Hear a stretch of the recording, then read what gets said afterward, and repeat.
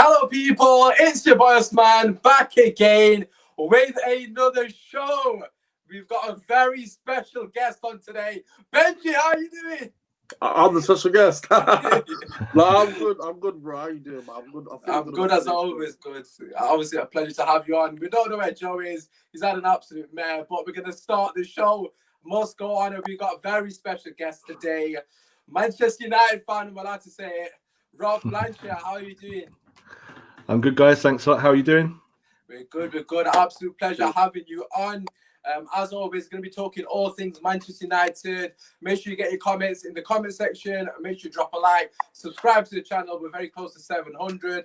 And as always, make sure you show love to our guests on the social media. The platforms will be down below. Let's get straight into it. As we spoke prior to the show commencing, I'm just going to start with the first topic that came to my head when we were sorting out the questions, and it has to be Alexis Sanchez. It has to be.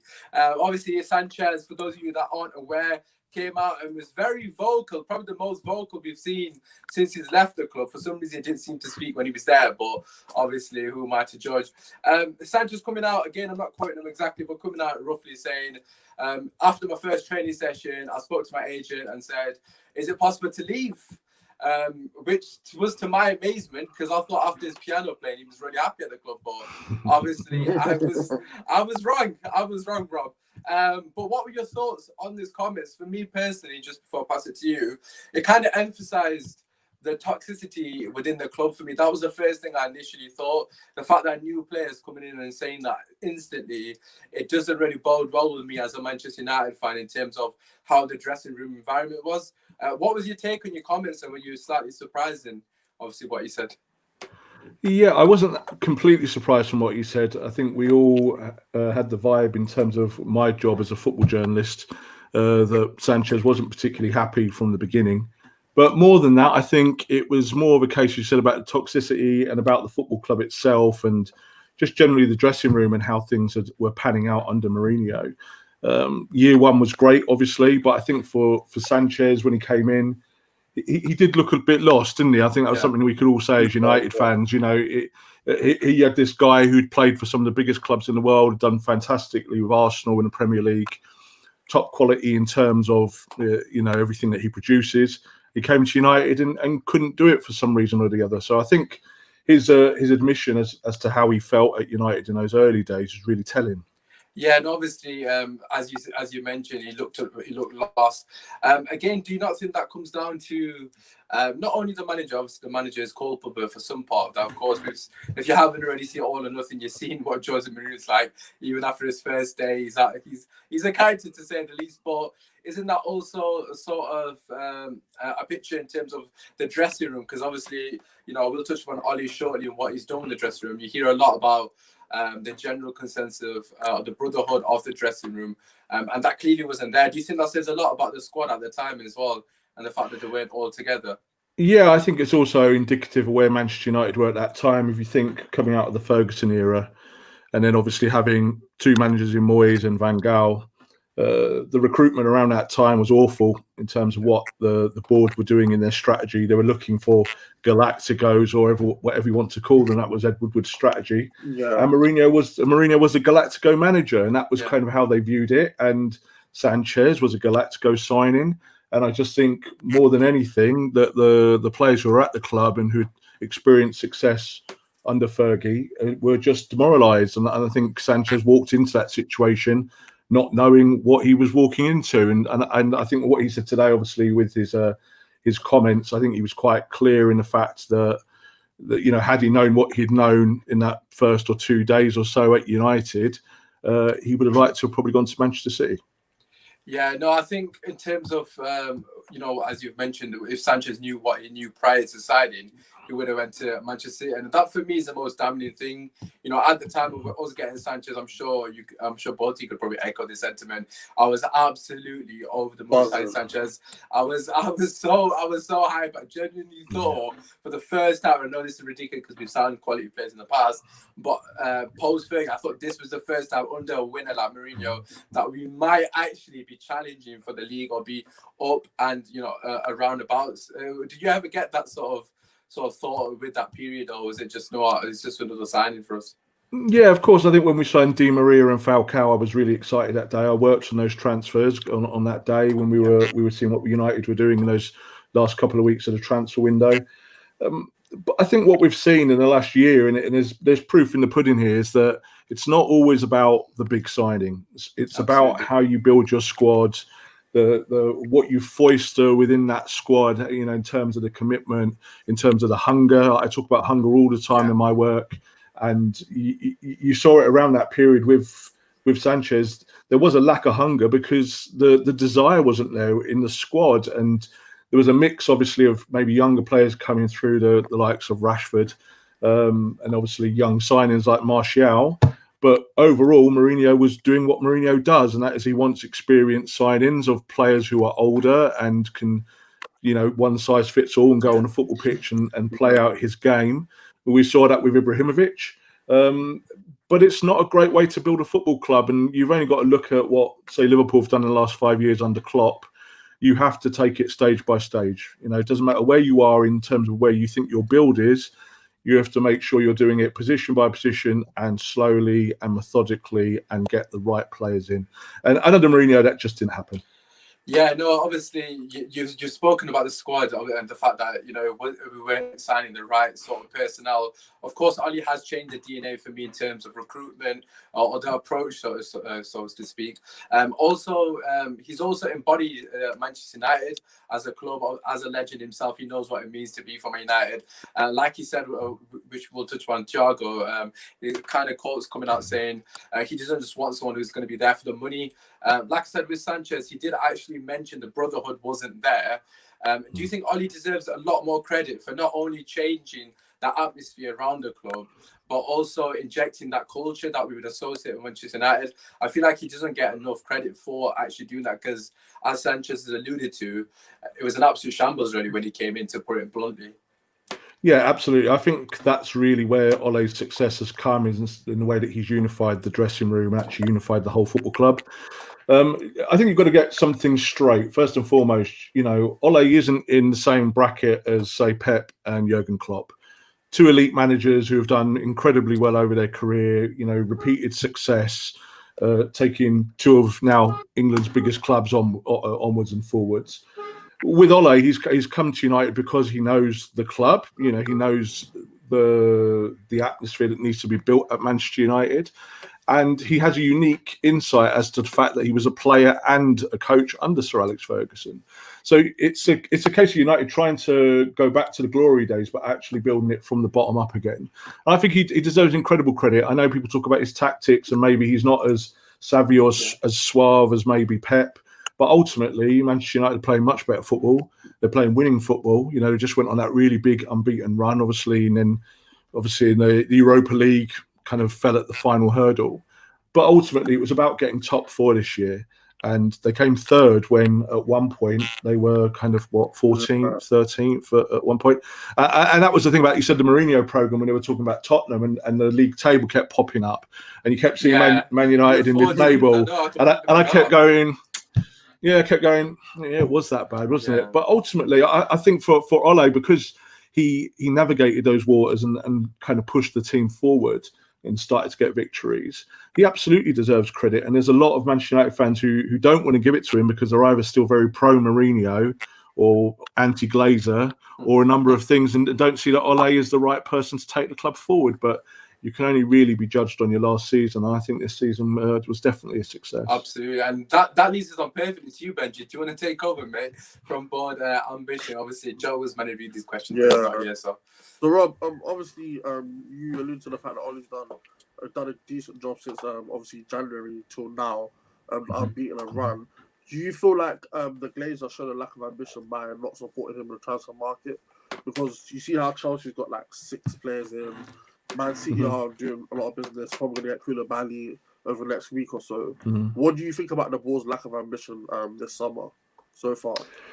It's a difficult one because the whole Glazer question is a lot deeper than do they support managers with transfers. It's not really about that. I think overall it's more about the structure of the debt and the dividend that the Glazers take out every 6 months and all of those things. And they're the things that that make Manchester United fans irate in terms of the politics of the football club. United have spent hundreds and hundreds and hundreds of millions of pounds since Sir Alex Ferguson left. We can't say it's not about transfer fees and things like that. The issue has been the recruitment from the board downwards. Do the board have ambition? Absolutely, they do. You know, we've said this before, and I think Jamie Jackson was on your show before and said about Ed Woodward being a United fan. He is a United fan, it's well known. I don't think it's about that. It's more about recruitment and strategy. And for the first time under, obviously, this manager, United now look like a team that's recruiting for what they need, as opposed to just recruiting to sell shirts. So the Glazers' lack of ambition, they might not have the same ambition as, say, FSG with Liverpool. They might not have the same acumen as them, but ultimately they do want United to win.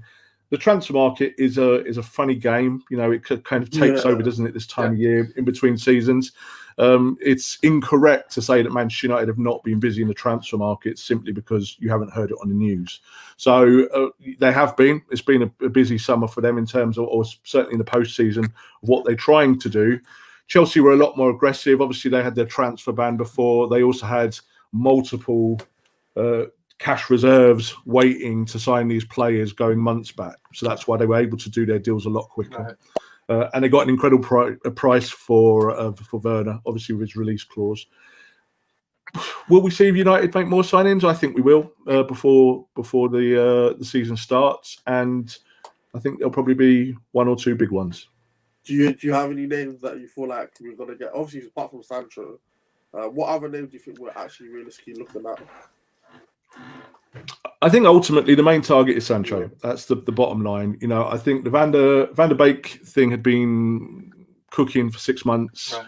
United had inquired about him for a while.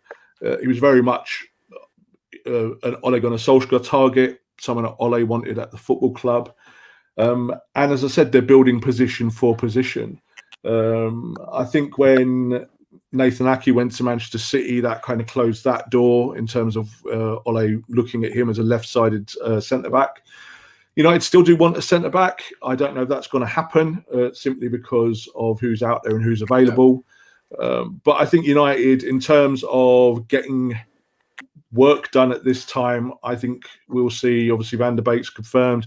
You've got Sancho coming up, and I think you'll probably see a new contract for Paul Pogba. So there will be the three kind of signings. I know United fans want more. To be fair, the Pogba one, United fans class Pogba as a signing, to be fair. I know a lot of people bought him. Of course. And this is Paul Pogba, who obviously was going to leave, you know, maybe a year ago. You know, it's very much that he was out of the football club. And I've said it multiple times publicly. The reason why he's staying is because of Ole Gunnar Solskjaer. It's as simple as that. You know, he's happy playing for Ole, but he believes that Ole wants to win. He believes that Ole is steering the club in the right direction. And there's been lots of talk about, is there a market for him at the moment? Yes, there's a market for Paul Pogba, 100%. You know, United might not get the kind of fee that they would want, but certainly Juventus have spent the best part of a year trying to woo him and bring him back to Turin. And he's decided not to do that. So I think we'll see the contract kind of announced sometime, you know, either in the early weeks of the season or slightly before. And there might be one more on top of that. You know, and I said I think United are looking to try and bring in three altogether. But Sancho is the one they want. They understand that if they bring in Sancho, that will be a bit of a game changer. Yeah. Why do you think it's like, obviously we're looking to sign a lot of players. Why do you think it's so difficult to get rid of players? Because you have a lot. I have a lot of Deadwood. I've called him Deadwood. Sorry. We have a lot of Deadwood. Like, obviously you have like Phil Jones and you have like Rojo and all these other things. Why do you think it's so difficult to get these players out of the football club? Because you've been trying for like 3 years now.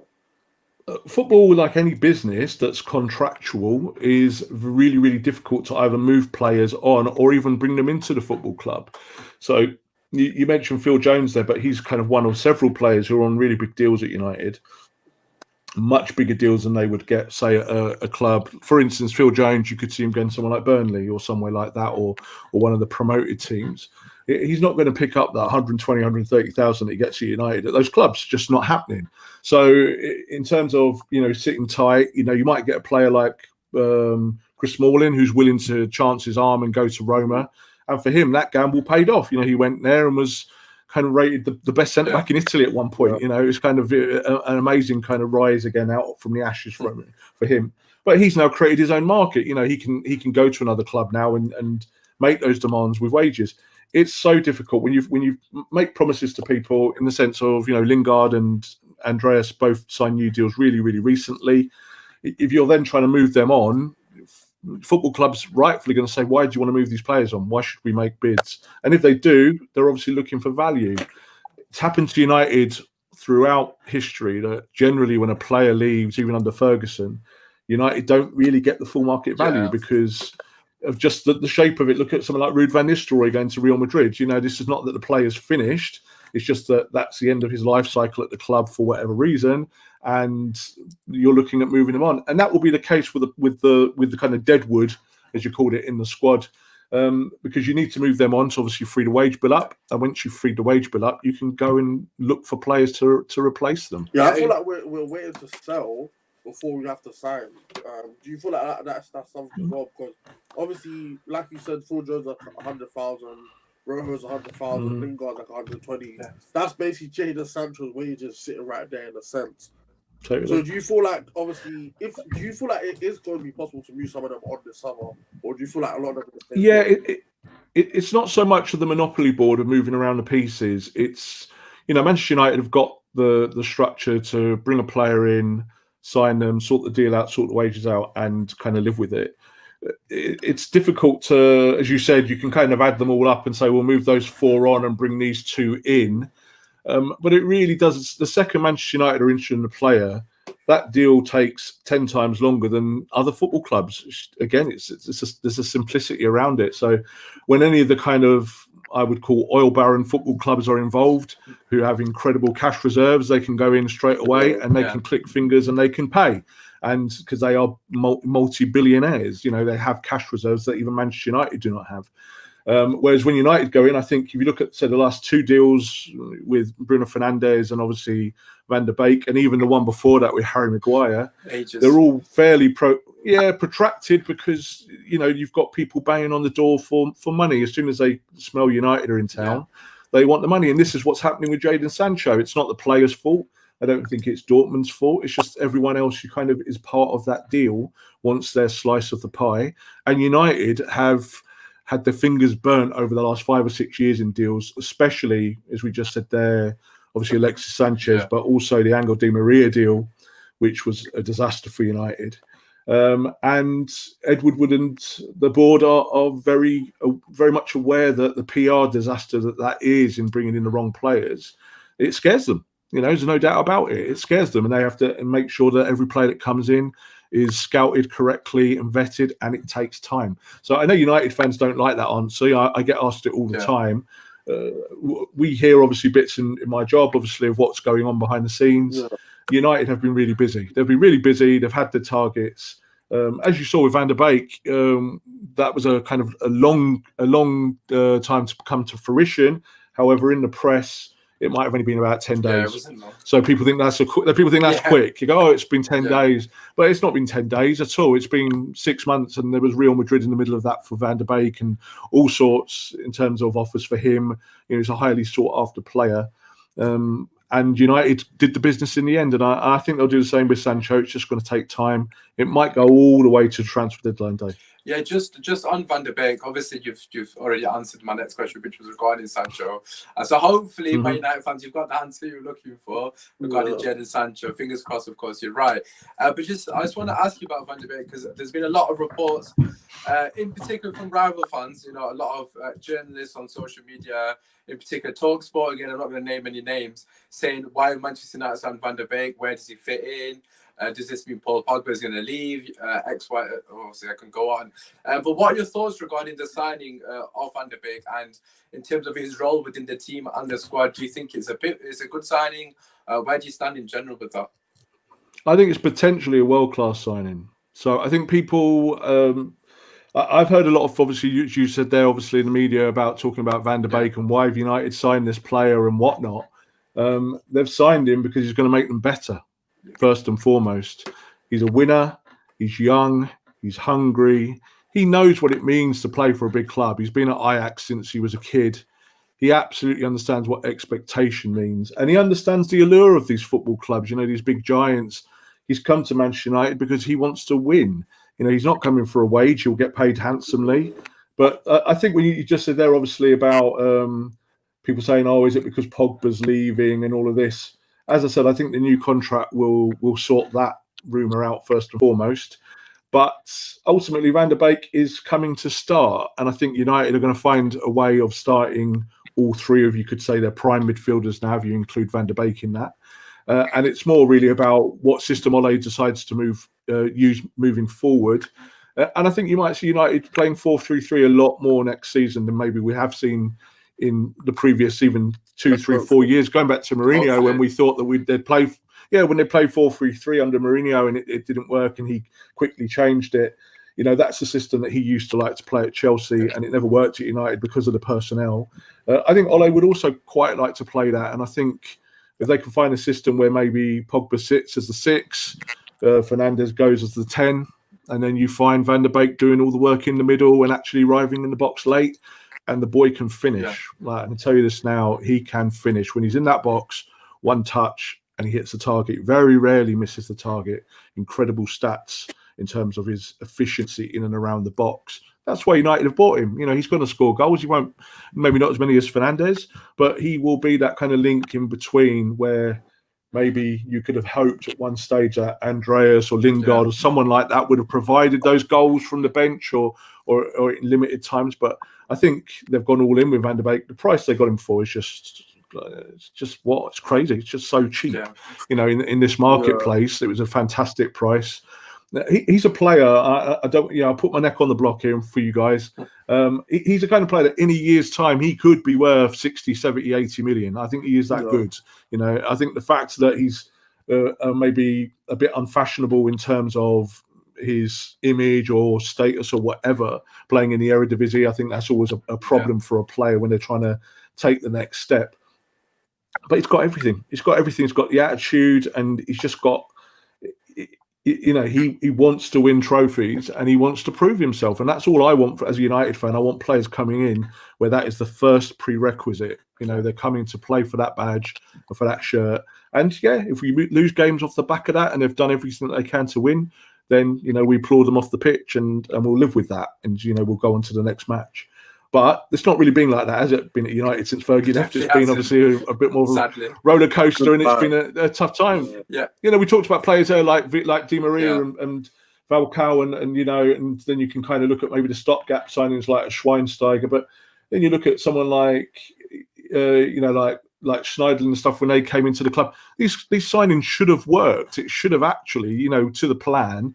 We should have got the football club to another level, but it just didn't happen because I think there was so much discourse behind the scenes, and it was a dressing room that was in trouble. And I don't feel that anymore from the people that I speak to, whether that be at United or around the football club. People tend to seem that the personnel and the staff are a lot happier with the direction of the club, and that attracts players. You see, I think Van der Beek said it. He said he spoke to Ole, and he felt good about what he was told and how he was going to be used. Like, he certainly wasn't told, "I'm buying you to put you on the bench." That certainly wasn't what he was told, because he wouldn't have come. So he will start games. There's no doubt about it, and I think he'll be a raging success. I honestly completely agree. I think a lot of people are underestimating his ability. As you mentioned, his eye for goal as well. And I think for me personally, we haven't had someone that has the ability to make that third man run into the box enough. Obviously, Pogba is more than capable of doing that, but sadly, for whatever reason, he's not done it enough. And Van der Beek, for me, or Van der Beek, should I say, it's like second nature to him to make that run to the box. And as you mentioned, he's going to offer a lot of goals. A couple of interesting things off the back of what you said. I'm going to first and foremost come back to the midfield three that you suggested. Ole Gunnar Solskjaer has gone on record and saying that Van der Beek could play alongside Pogba and Bruno, and it seems like you echo that sentiment. Do you think playing Pogba in the 6, and obviously I know Van der Beek's more than capable of playing that box-to-box of his energy, but do you think that kind of, I don't want to say nullifies Pogba, but kind of takes away from all his prowess in terms of his ability to drive at the ball? Do you think we're almost nullifying his ability there if we all played all three of them together? I think you've got to look at what Paul Pogba is and what Paul Pogba does. So there is this romantic image about Paul Pogba that he's this number 10 suave game playing guy on the edge of a box, putting the ball in the top corner every week. It's not true. It's not real. I've seen Paul Pogba play since he was a young teenager when he first came to the club. And obviously he is blessed with physical attributes and he is fantastically skillful, but he has always played more conventional midfield role. When he was at Juve, they played him on the left, and on the inside of him was Pirlo. Yeah. That's pretty nice. You know, if you're a midfielder and you've got Pirlo inside you, your quid's in. At Manchester United, since he came, he's basically been playing with a substandard midfield, so it's been difficult for him. But if you look at his stats are still really, really good.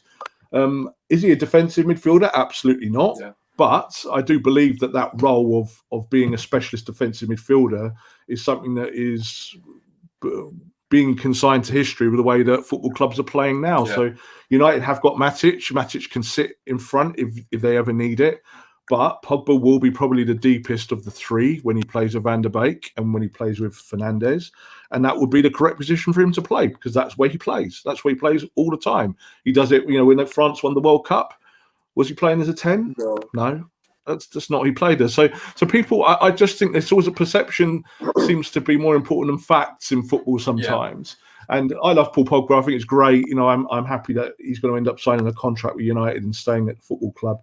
He gets ridiculous amounts of pressure put on him and just lies, basically. People just tell lies about him, how he plays and who he is and all of this. And he knows this. It's something that he's aware of and he handles it all really well.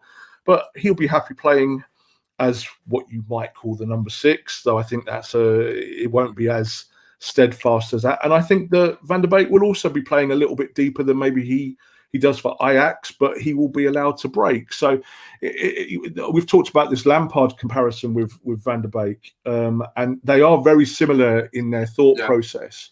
But again, Lampard wasn't just a number 10. He didn't stand on the edge of the box and wait. He was a midfielder. He played in midfield. He wasn't he wasn't an efficient defender, but he was a box-to-box midfielder. He would play in that role with Gerrard for England. It didn't work very well, but that was his role. This is the truth. So we can kind of pretend that players did something else in their careers, but Van der Beek will do that. He will arrive late, as you said, and that's something that United have not had for a while. And I think his presence will just give Bruno Fernandes a bit more time in and around the box to do what he does well. And you might see Bruno being a foil more for Martial, playing closer to him. So. I really hope so. Yeah, I think that's the idea, because if you buy someone like Van der Beek, that's what you're trying to create tactically. Yeah. And Pogba will do the work before. And Pogba's work rate, when you look at the miles that he travels per game, it's up there with anyone in the Premier League. Absolutely. That people might say he's lazy or whatever, and he might be at times maybe not switched on as you want or whatever, but ultimately he's not lazy, is he? When you look at the stats, it absolutely proves 100% that he does his job and he does it well. And if he was lazy, he wouldn't be in the team. I'll tell you that now. Ole Gunnar Solskjaer does not suffer fools gladly. And people have left the football club in the last years because Ole has not been convinced by them and he's allowed them to go. He would sell Pogba in a heartbeat. Yeah, well, obviously you mentioned in terms of Pogba's work rate. In terms of him playing a bit deeper, I see your point. I think, again, in particular for France, he did have a bit more of a withdrawn role, so I can see what you're saying. For me personally, if I'm being honest, I don't know what Benji thinks, and I'll ask you as well. I personally think he's better in a box-to-box because I actually love seeing Pogba break the lines with the ball, obviously with his passing as well, in terms of dribbling, carrying the ball, because I think he's brilliant at that. And also getting in the box. It's such a shame that since Bruno's come in, we've not seen the Pogba that we saw when Oli first came in. Obviously, I'm not saying in the number 10 role, but I'm saying in terms of offering that goal threat. It's almost like he's been told that he has to sit alongside the DM and just stay there. And for me personally, on a tactical side, although I'm a huge fan of Oli, I would live to see that as a change. But as you've already mentioned, Van der Beek is probably a bit more in his DNA because, as we've already alluded to, it's like second nature for him to make that run into the box. I kind of see him as more of a Ramsey in terms of his ability to score from midfield, and he has that about him. Obviously, I'll pass it to you, Benji, and you can talk about Thiago and Reguilon. But before we do that, I've got to just ask, because I thought it was absolutely class, not only from Ajax, but from Van der Sar with that letter. And I've been saying this for a long time now, Rob. Make him director of football at Manchester United, Rob. Please tell me something's happening behind closed doors, because it was just sheer class for him to send that letter to us, wasn't it? I think as long as the Glazers are the owners of Manchester United, there will not be a director of football. It's as simple as that. They don't want a director of football. In one of the press calls that they did a year ago, when obviously it was spoken about quite voraciously in the press, you know, people were talking about whether even people like Darren Fletcher and Rio Ferdinand, and there was names coming up all over the place about a kind of a sporting director role or to come into the football club. Yeah. United categorically said the person who does that job at Manchester United is Ed Woodward. That's his job. His job is to marry all those things together. And I think what they have done is they've given the manager more say in transfers than they did with, say, the previous three managers, because they've realised that that's got to come from that place of football. They want players who sell shirts, like I said earlier on, but ultimately they're a football club. They're here to win. That's what it's about. And I think that there's more of a feeling that the scouting network is now more geared towards signing good players who are going to affect the squad and actually improve the squad. But no, there's not going to be a director of football. It's not happening. It's not going to happen. Someone like Van der Sar would be great in terms of he's got experience at board level at Ajax, even though he's not actually directly involved in the football side of the business. But United are one of these strange clubs that just don't want to do it how everyone else does for some reason, and they should have a director of football. I think there's a little bit of malpractice in there that they are still digging their heels in after all this time, because a director of football is the person who can take a team and take a manager and kind of put the board's aspirations and mesh them together. And United, did I have that? I don't know. I'm Ed Woodward, I think his intentions are fine, but he doesn't know anything about football. Sorry, Ed. It's the truth. I don't think anyone's going to deny that. Obviously, Benji, I know you got a few questions regarding Thiago, so obviously I'll pass it back to you. So, obviously, you know how Manchester United, like, everyone likes to link Man United with the whole world. Even people that you know what come and play for the club are still getting linked. Of recent, rumour that's been quite strong all over Twitter and a lot of social media is Reguilon, the left back. What are your thoughts on him? And do you think Manchester United need a left back? Because for me personally, I don't really rate Luke Shaw. I think we need a better left back to actually give us the days of Evra flying up and down and actually putting in quality crosses. So what are your thoughts on the left back situation? Well, like I said earlier on, it's about taking position by position and working along and looking at your funds that you've got allocated and looking at priorities. Do I think left back is a priority today for Manchester United? No. I do think that a new left back would be welcomed if you could bring someone into the football club who was immediately going to upgrade you and make you better. Luke Shaw has his detractors. I totally understand that. I was a big fan of Luke Shaw when he was at Southampton. I was delighted when he signed. I think the injury obviously set him back so badly. And we know from behind the scenes stuff that as a guy, he's a confidence player. You know, he needs to play games and he needs to have confidence. I think the biggest thing for Luke Shaw in terms of a positive that we saw very recently is just how much United missed him in those last few games of the season. And that's when you realise, there's plenty of times you'll watch Luke Shaw and we'll feel frustrated that he hasn't got a cross in or he hasn't gone beyond the last man and all of those things. However, when he was out of the team, United looked weaker. And so I think as far as Ole goes, and as I said, he hasn't got an unlimited budget. United are rich beyond their means, but they're looking at obviously other deals and other players. That's a deal that possibly could happen for a left back. Ultimately, do I think it's going to happen now? Probably not, unless United get a really good deal. United are playing. Rob, sorry to interrupt you. Regarding Reguilon in particular, the only reason we're curious is because a lot of people are quoting 20 to 25 million euros, if I'm not mistaken. I don't know if you've heard anything regarding surrounding his deal in particular. I do agree with what you're saying in terms of priority. I wouldn't say left back is a priority, but in terms of the player himself, is there any news coming out of the club or that you've heard of, spoken and regarding him at all?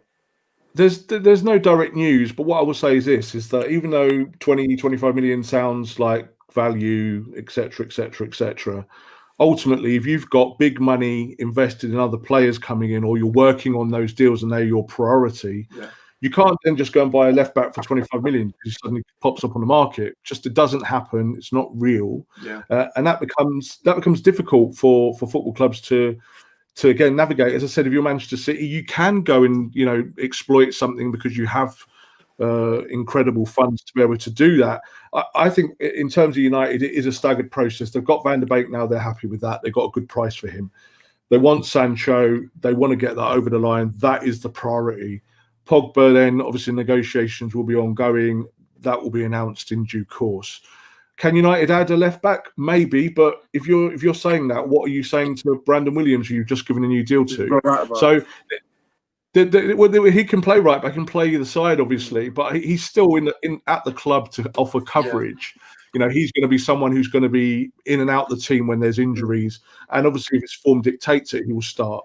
But ultimately, are United looking at fullbacks at the moment? They're always looking at fullbacks, but Delo will probably leave at some point, and that will be the trigger to maybe buy someone else once they shed themselves of a defender or two.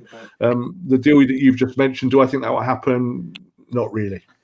Fair enough. I guess not at the moment. I guess that you're just talking about priorities, and obviously, you know how when you make a cake and you put the cherry on top, but that's Thiago Alcantara. I don't think that's gonna happen either. But what's your thoughts on that one? Obviously, Manchester United fans always want to hear about the big transfer. So what's your thoughts on Thiago? Well, there's a bit of a love triangle, obviously, between Thiago, United, and Liverpool. So everyone knows that Liverpool are the team that courted him very early, and that still looks like the most likely place he'll end up. At the moment, Liverpool waiting to decide what's going on with Wijnaldum. Obviously, he's out of contract. There is the feeling that he will go to Barcelona, but he doesn't want to leave. He's happy to stay at Anfield if they offer him a deal. He should stay, and we get Thiago. Exactly. Liverpool have to decide. Like again, this is what I mean about role players and about squad building. You bring in someone like Thiago. He's a great player. We know how good he is. And you look at it and you say to yourself, right, where will he play? Well, it's obvious where he plays at Bayern Munich. Would he upgrade Liverpool's midfield? Yes, he would. But does Klopp think that that's his most pressing need at the moment? Are they going to pay this guy something at the top end of their wage structure to come in and do a role that maybe he feels his midfielders already do successfully? I've said this about Liverpool recently on a radio show that I did the other day. And Liverpool not based around kind of creative, inventive midfielders. That's not what they do. They have probably the best front three in the world when they're clicking together, and it's about the front three just to support. Now, Thiago can support, of course he can. There's no doubt about that.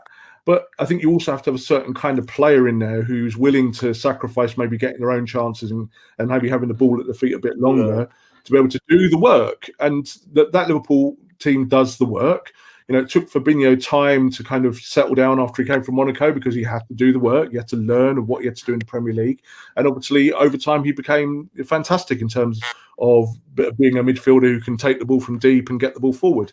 Do I think that Thiago would definitely go to Liverpool? It really is 50-50 at the moment. And there is an offer for him from United. So United are interested in Thiago. There's no doubt about it. He's a player that United have looked at multiple times in the past. He very nearly left Barcelona, come to Manchester United, and that kind of fell through when it looked absolute a shoo-in that he was going to come to United. And I think that he still has that in his head. He definitely wants to come to the Premier League.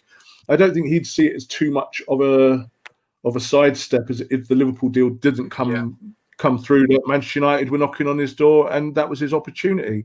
But again, you have to look at United and say, where are the priorities? And if you bring in Thiago, he'd be fantastic for us. We'd be really happy to have him at United. But again, he's going to be on a big wage. These things do matter, and I know fans believe that it doesn't matter, and it's all just pennies and pounds and all of this. But the money men do look at this, and they get worried about these things, and that's why deals don't always get executed when you hope that they do. So there's a I think he'll definitely be in the Premier League next year. I'll put it that way. Fair enough. Obviously, this time last year we played Chelsea, I believe. We won 4-0. We played Wolves. Was it Wolves? And we drew 1-1. And then I can't remember who played in the third game. So after those two games, do you really think Ole Gunnar Solskjaer was going to come top 4 with the side we had last season. Obviously, Pereira sat on the wing, and obviously Marshall and Rashford up front. Did you think that Ole Gunnar Solskjaer would have got the top 4 with that team? No chance. I was at the Chelsea game. I go to every United game, and I was at the Chelsea game. Obviously, we won 4-0, and it was the worst 4-0 win I've ever seen in my life. So, but the whole good thing about that was we were delighted that obviously we'd beaten Chelsea like that and not played well. And I always say in football that's a big marker when you don't play well and you win.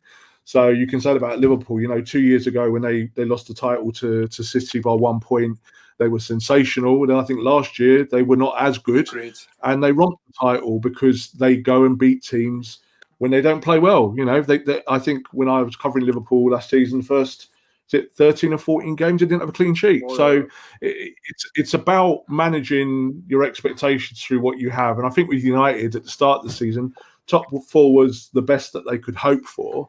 But I didn't think it would end up as it did, in the sense that United ended up coming 3rd and leapfrogging Chelsea in the way that it did. I did think that they could catch Leicester. That was one of the things. I did feel that Leicester were going to have a bad patch. Not because of obviously what they have in their squad, but I just think there's a level of inexperience there, despite them winning the title previously, that I thought would eat into their confidence. And that's exactly what happened after the lockdown finished. You could see that they didn't have the same verve. But United to kind of come 3rd in the end, that does make them the best team in the country besides Liverpool and City, which is astonishing because when you're 14th earlier in the season at Christmas, and they're talking about maybe sacking the manager, and you hear about Pochettino and all sorts of potential new coaches coming in.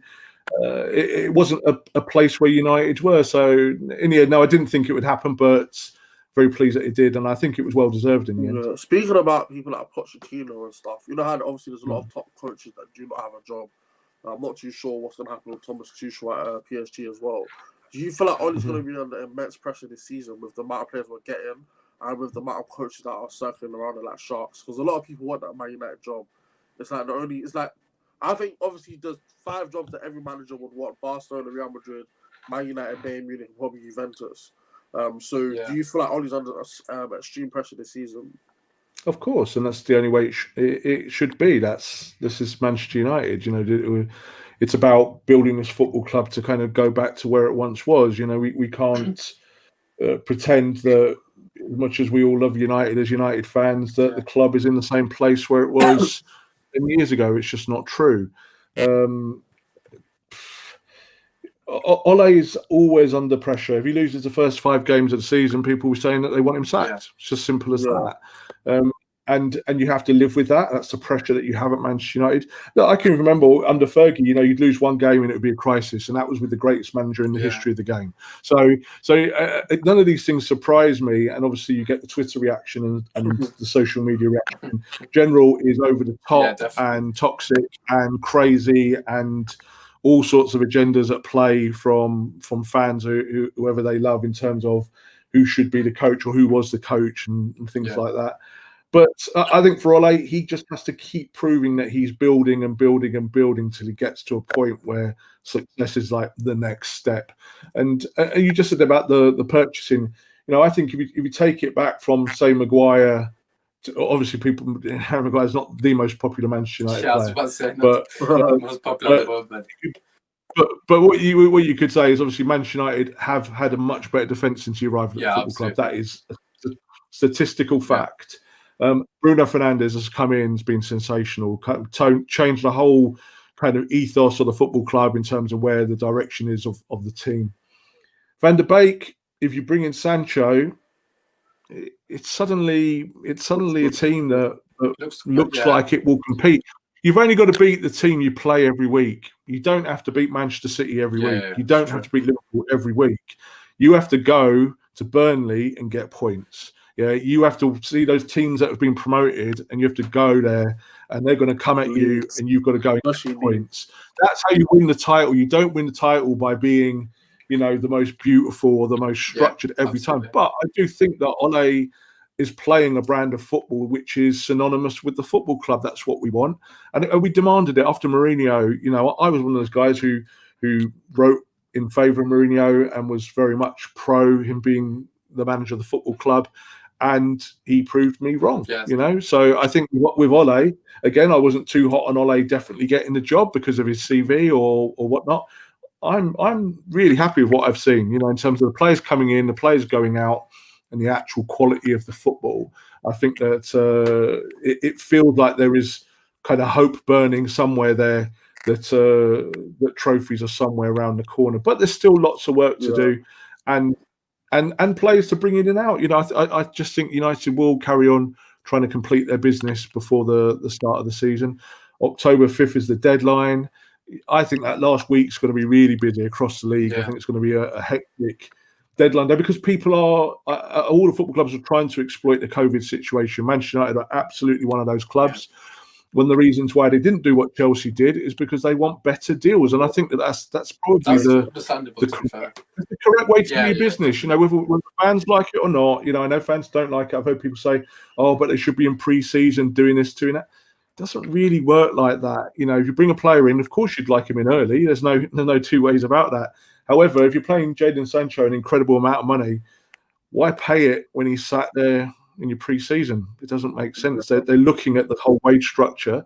They'll bring him in as late as possible, and then they'll get on with the job. And I think we'll be happy with what United turn up with in terms of transfers by the end of it. But as I always say, like the old Ronaldo saying, only God knows.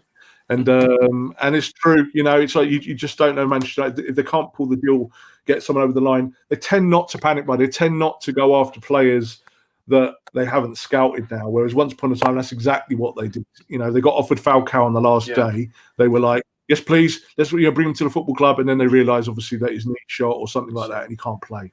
So I think they're a bit more patient now, and I think that's the correct way to be. Yeah, no, I completely agree in terms of the approach for signings.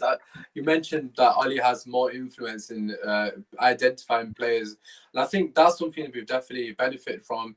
You know, I don't think you can't speak to many United fans that would disagree with the caliber of players we brought in. You can potentially argue Ole isn't the right person. Obviously, everyone's got different opinions on that. But in terms of the recruitment itself, generally, it's been the best post-Fergie for me. Like every single player that he's brought in, I think it's been absolutely fantastic signing thus far. I suppose you can make a case for James, but I'm going to give him benefit of doubt because he's still young.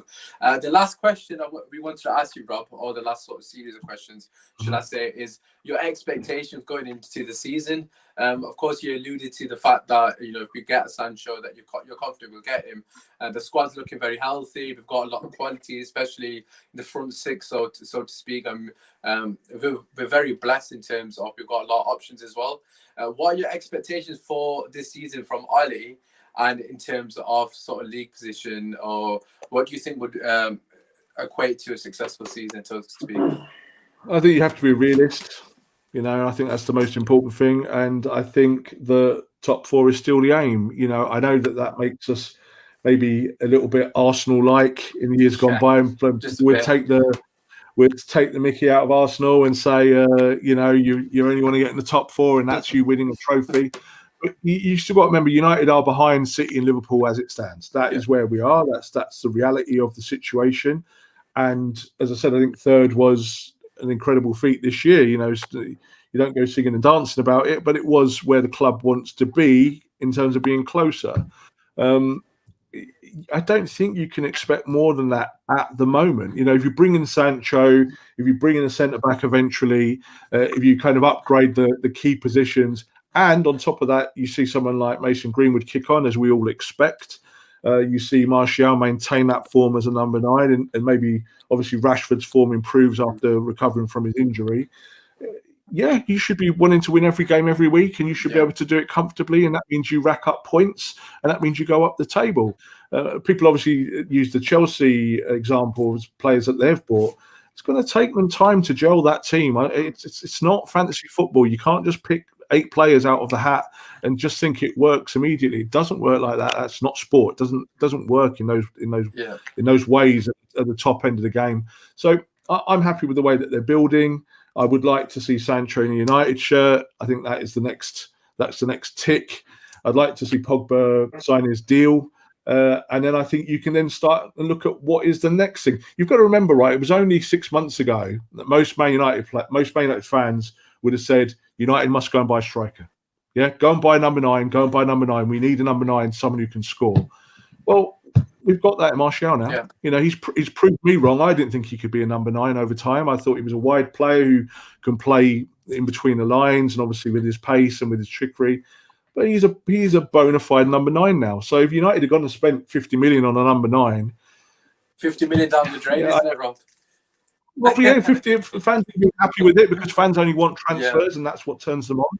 But it would have been the wrong signing. The right thing to do was to give him time. So, like we were just saying there about other players, you know, we said Luke Shaw. You know, I think Luke Shaw, if he starts next season and he can get to the top of his peak fitness and the top of his form, then you know he'll be back in the England squad and hopefully getting assists for United. I think that's the other big side of the coin is that in the modern game, your fullbacks are now your wingers. Yeah, they're the guys who get your assists.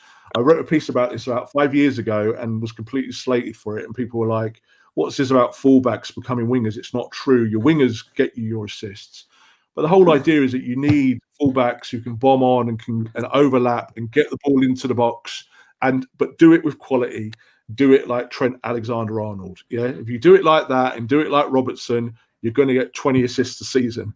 Now, I don't think Luke Shaw's going to get anywhere near those figures. But even if he got a dozen assists in a season because he's now got Van der Beek coming in late into the box. I was about to say, even if you got... exactly, that would be good. 12. When you actually look at his kind of figures over the kind of period of time and you kind of really analyse them and dig into them, it's really easy to knock him. But he's playing in a Man United team now that's improving, but going back over time, the team's been terrible. This is the whole point. It's not, you can't just look at individuals. You have to look at what was happening at United. Yeah, you look at what Jose Mourinho did to Luke Shaw, in terms of deconstructing him and belittling him at the football club. No guy can go into work every day and give their best and be this top-class footballer if your manager is giving you evils like that. I'm sorry, it's just the truth. So I think he's got a manager now that will push him on, and I'm patient. I'm one of those United fans who I'd like to see what happens. I like to go and see it with my own eyes at Old Trafford from a seat, and I like to think, right, is this really where we're going? If you could get a world-class left-back, if you could suddenly pick up, someone like Robertson, great. But, Liverpool got Robertson for 9 million quid from Hull. Yeah. You might just find that your right player is playing in a championship this week. You just don't know. It's about finding the right player and integrating them at the correct time. So I we'll see what happens with Luke Shaw. I think if you guys 12 assists, Rob, you're coming back on the show, and I'm going to give you a standing 12 assists to make him captain. I'm going to get back, and me and Ben are going to stand up and give you a standing ovation if you get 12 assists. I just think the wide players at United need to do more. Wan-Bissaka's the same. Funny enough, I went to the same school as Wan-Bissaka a few years before him, and obviously he's a kind of local hero and stuff in South London, and he was a winger as a boy, when he was a kid. And we all know that he's probably already the best defensive right back in the country. If you're going, he will track you, he will tackle you, he will get in your airspace, and he'll hurt you. If he has to, he'll go in. Get on you. But he has to be able to cross the ball, and he can't at the moment. He's just not there yet. But he has been a winger. So both those two guys are there to starting fullbacks. They have to aspire to get assists. And the only way they can do that is by making their own opportunities to get the ball in the box, utilising the space, and then letting the rest of the guys do it. We've got an amazing attack force now. There's nothing about our attack that I think, I'm not sure about that. Martial, Rashford, Greenwood, Van der Beek, Bruno Fernandes, and then Paul Pogba arriving even later, because he will still get forward even when he plays defensively. I like that. That's a 6 that makes me think, all right, we'll take your lot on. Doesn't matter who you are. If we play Liverpool, City, I'd start with those 6. I'd be very, very happy. Other positions might not be as happy, but I think it's the right direction. United are going in the right way. All right, fair enough. Rob, just last question, just to put you on the spot. You probably know what I'm going to say anyways, but where do you think we're going to finish come end of the season? Third. Okay, wow. That's third, and I think closer to Liverpool and City. So I think the jury's out who's going to win the title. I think City could very easily win the title next year. I think Liverpool are due an injury or two. They're due some bad form. They're due to drop points. It will happen just organically. If United end up third and they end up in single digits closer, 6, 7 points. I know that fans don't like to hear these things, as I keep saying, but that is progress. They're getting closer. They're closing. I think that's a success. I'm You not were gonna 10 lie. points, man. Look, it's the most important thing is you forget about City and Liverpool. Yeah, they're not in. Let's forget about them. They're having their own little race. Let them get on with it. We have to think about us. We have to think about winning games. You have to go out there every week and look for 3 points. And every team you play is a challenge, and that should be what it's about. We always say that the Premier League is a marathon. It's not a sprint. You know, no one. I know all the cliches. You don't win a title in December, and all of these things that go along, and it is very true. But ultimately, it's more about United finding ways to beat everyone in the Premier League every week comfortably. So we're not having these discussions about can they catch Liverpool. They'll just be up there somewhere. And I feel happier as a United fan than I would even be a Chelsea fan. Chelsea fans are obviously happy with their signings. I think it's going to be a transition season for them because they've signed Thiago Silva for a year with a year option. And it just kind of stinks of David Luiz to me. It's just kind of it's someone who could come into the football club. No, see, I wouldn't be happy with that. If United brought him to the football club from PSG, I would be like, that's the kind of recruitment I don't want. I don't want. I would rather have a kid coming in. I'd rather say to Nzabi or Mengi, you know what, lads, you're going to play more football this year because you're talented and you've got it, and we're going to work on you, than give those minutes to, say, an elder statesman who might well be coming to the Premier League for one last payday. So now I think that United are in a good position. And as I said, top four is the ambition still, but trying to push on in terms of consistency of winning games. That is key. I'm not even that fussed about cups. I know people will say this all the time. It sounds terrible. For me, the Premier League is everything. Every week, that is your hardest task, to go and beat these teams that want to beat you. Winning a trophy is fantastic. It's fun on the day. It's a nice day out and all of this. But the true progress comes from being able to say, do you know what? We're 25 games unbeaten. That's progress. And United have had these unbeaten runs before, but you've never really felt that they were getting closer to anyone. And get Sancho done.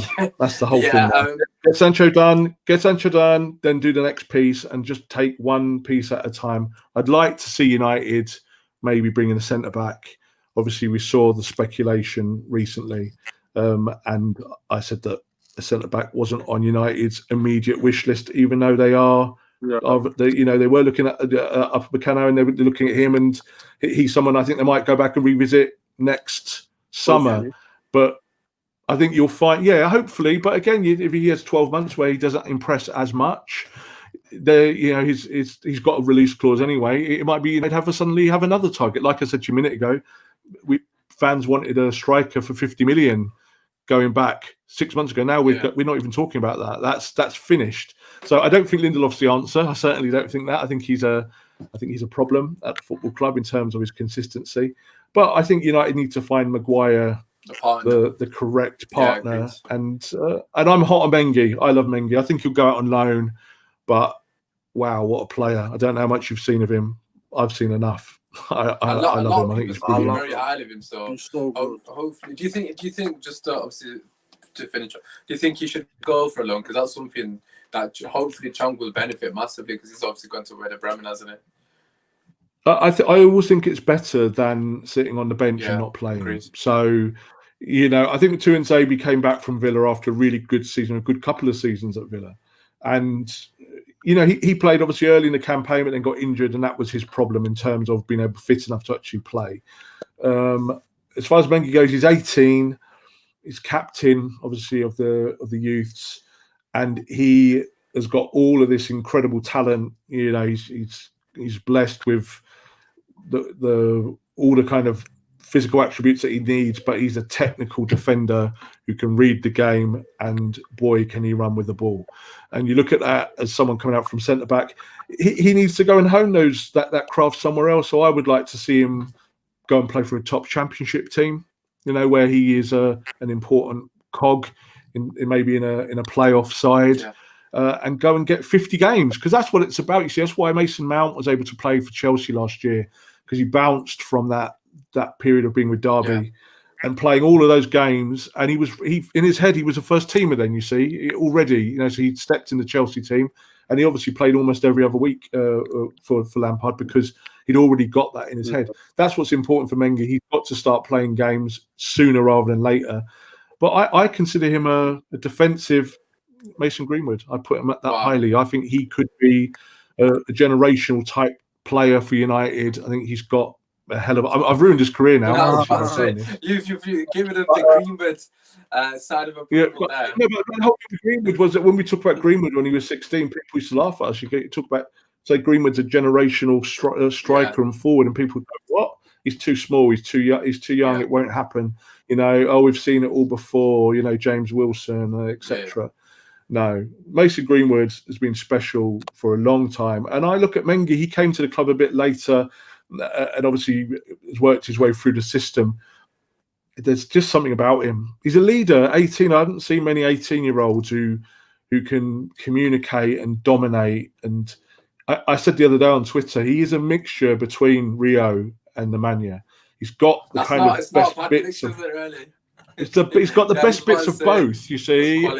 And he needs to develop that now. We need to see him play minutes so we can actually make a judgment on whether he's ready for the Premier League. And he might well be ready for the Premier League in a year. And then United are not spending another 50 million on a centre back because we're going, no, do you know what? That boy's the real deal, and he deserves to play. So patience with the youngsters, and to make sure that the guys that are coming through, that they go in on their loan spells and they get the minutes they need. Someone like Garner as well, you know, in midfield, really top young lad. Obviously, he's not a complete kid anymore, but he's someone who can read the game and play a bit deeper and play passes, left foot. So all of these there's all these upticks with these United players, and I think we have to just give them a little bit of time. We want transfers, we want the big players to come in or whatnot, but it's about having the right players who come in to complement all these kids, and to see if United can take the next step. Well, there you have it. First and foremost, I just want to say a massive thank you to our guest, Rob Blanchette. Do you want to just tell everyone where they can find you on social media, etc.? Oh, you'll find me on Twitter. I am @_Rob_B. So if you just go into search and put Rob B or Rob Blanchette, I'll come straight up. And obviously, you can read my work in multiple places, including Bleacher Report. Happy days. As always, his links will be in the description.